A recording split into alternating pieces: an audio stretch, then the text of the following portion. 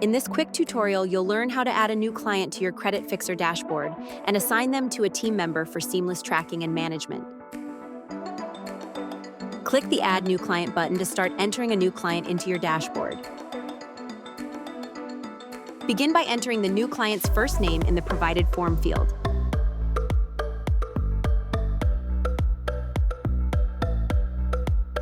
Type the client's email address to ensure they can be contacted and managed effectively.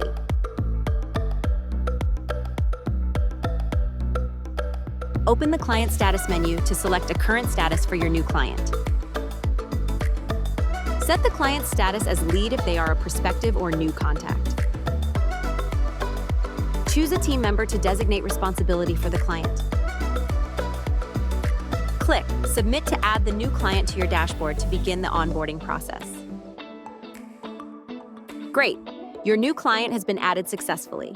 You and your team can now track their progress, create action plans, and manage their credit journey from your Creditfixrr business dashboard.